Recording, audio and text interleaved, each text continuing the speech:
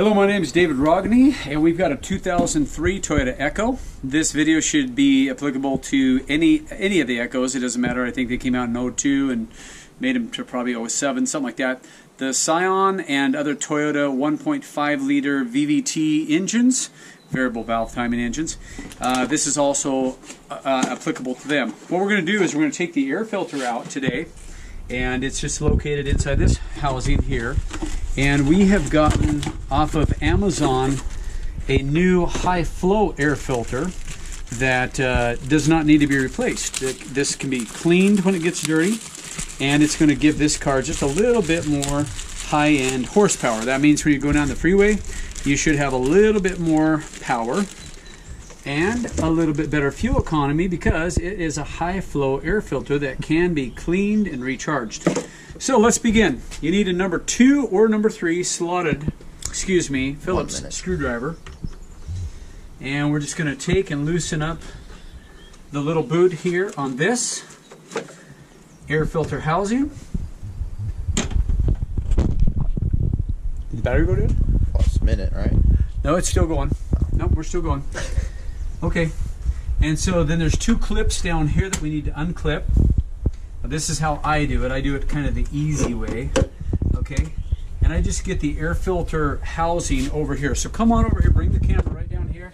So the only thing I did is I just loosened up the clamp on the air boot into the air housing here. And then you can come from the battery side and take out the old air filter. Something you need to understand about air filters, if this is ever dirty on the top side, that's bad. They're almost always going to have a little bit of dirt down here, but if it's ever dirty like this one is, that means that that was not changed fast enough, in my opinion. I never, ever want to see a dirty air filter on that one side. So we're going to throw that away, and we're going to put this one in. You'll notice here that it's almost identical all the way around, except for on this side it has a couple little tabs. These little tabs here go right on this side, so this air filter needs to be put in there this way with these 2 little tabs on the battery side. So we're going to carefully install this in, and when you're doing this, try to be very, very careful because there's a lip around the air filter, and that lip needs to fit perfectly into the factory the box there. Okay, so I always take my time to make sure that that's sitting in 100% correctly.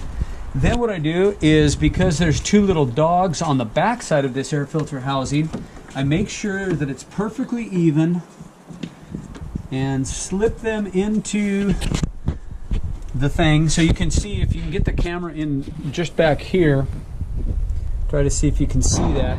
There's like 2 little dogs then, and as long as they're fitting in perfectly, it should go right down without messing up the gasket that goes around the air filter. Then of course you want to clip those back into place. You want to make sure that everything went back together perfectly. There should be no if there's any problem at all, you need to take it back apart and recheck to make sure you did a good job fitting that. And then the last thing, we just close that back over, make sure that the air boot comes up into the little dog there, and then we're just going to go ahead and zip this back together.